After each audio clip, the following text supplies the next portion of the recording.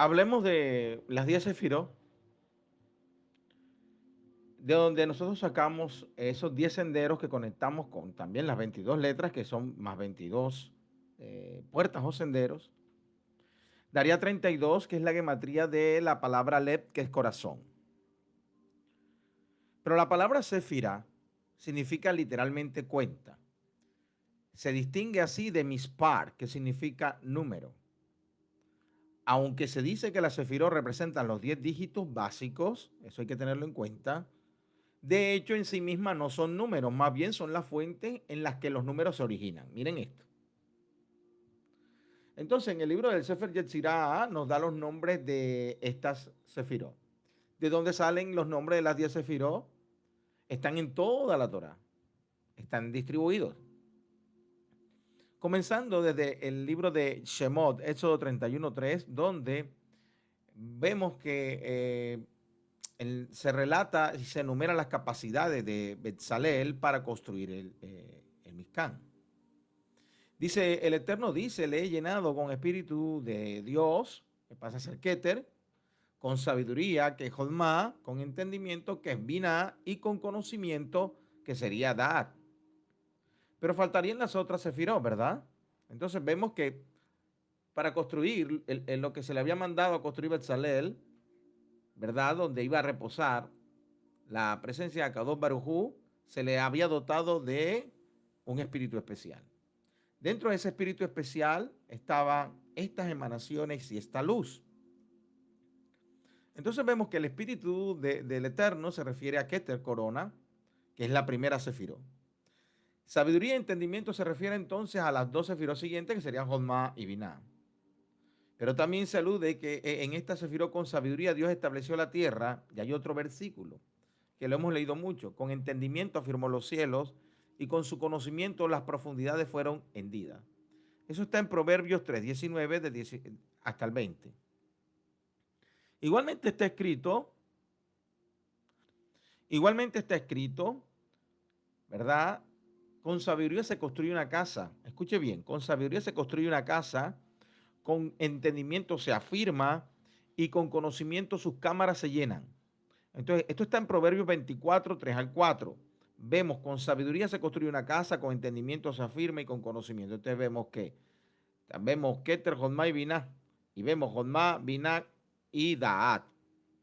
Todas estas fuentes enumeradas enumeran tres cualidades: sabiduría, entendimiento y conocimiento.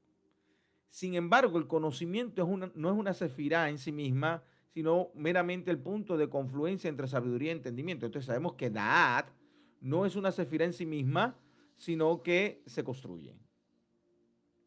No obstante, de muchos modos se comporta como una sefirá y así a menudo aparece incluido entre ellas, aunque no lo sea. Las siguientes siete sefirot se nombran en el versículo: tuyo, oh Dios, son la grandeza, que sería el amor, la fuerza, que sería la gloria, la belleza, que sería Tifere, la victoria, que sería Netza, el esplendor, que sería Jod, y por todo, que sería Yesod. Conectan el todo con el fundamento, con Yesod. El cielo y la tierra tuyo, oh Dios, es el reino, Malchut. Eso está en Primera de Crónicas 29:11. Es aquí donde son definidos los nombres de todas las sefirot inferiores. En casi todas las fuentes, sin embargo, se le llama a la primera sefirot amor en vez de gedulá, que es grandeza. Similarmente, la sexta, que es llamada Yesod, se le dice el todo, porque nosotros creamos todo con la boca, que sería Yesod, pero también el órgano sexual. Esto es a nivel de la Kabbalah. Según algunos cabalistas, las 10 sefirot tienen su paralelo en las 10 vocales hebreas. Junto con las 22 letras, comprenden entonces la totalidad de la lengua hebrea. ¿Qué quiere decirnos esto? Que la sefirot, ese conocimiento del árbol sefirótico, sí está en la Torah. No es un invento de la Kabbalah. No es algo que se rebuscaron nuestros sabios para crearnos un conocimiento y desviarnos de la sabiduría. Al contrario, nos mostraron el camino correcto para conectar con la sabiduría. Y sabemos que todo fue creado de la nada. La palabra empleada aquí es Belima, que puede también traducirse como cerrado, abstracto, absoluto o inefable. Este término aparece una sola vez en la escritura, en el versículo Él extiende el norte sobre el caos, cuelga la tierra sobre la nada, Belimá, que está en el libro de Job 26:7. Según muchos comentarios, la palabra Belimá deriva de los términos Belí, que significa sin, y Ma, que significa que o algo. La palabra Belimá vendría entonces a significar sin cosa alguna o nada. Según esta interpretación, se usa la designación Sefirot de la nada para indicar que las Sefirot son conceptos puramente ideales, sin sustancia de ningún tipo, a diferencia de las letras que tienen forma y sonido.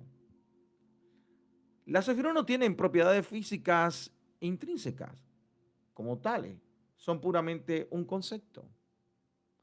Pero son un concepto que nos ayudan a trabajar sobre nuestro propio concepto, que es nuestro árbol sefirótico. Otra fuente establece que Belima viene de la raíz balán, que significa embridar. Así en el versículo, no seas como el caballo o la mula que no entiende, cuya boca debe ser embridada, balán, con bocado y riendas. Eso está en el Salmo 32:9. Esta segunda interpretación parece indicada en el mismo Sefer Yetzirah, ya que después este mismo afirma que refieren a la palabra refieren balón, tu boca de hablar de ellas. Según esto, lo que nos está tratando de decir es que estamos construyendo a través de nuestros labios.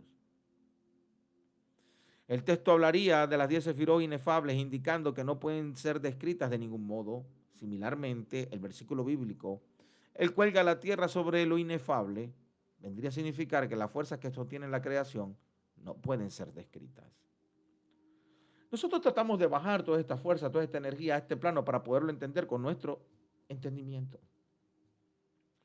Pero para poder conocer más de ellas, tendríamos que conectar Hotmart Binah para producir DAG. ¿Y cómo yo hago para esto? Comienzo trabajando sobre mí mismo. Shalom.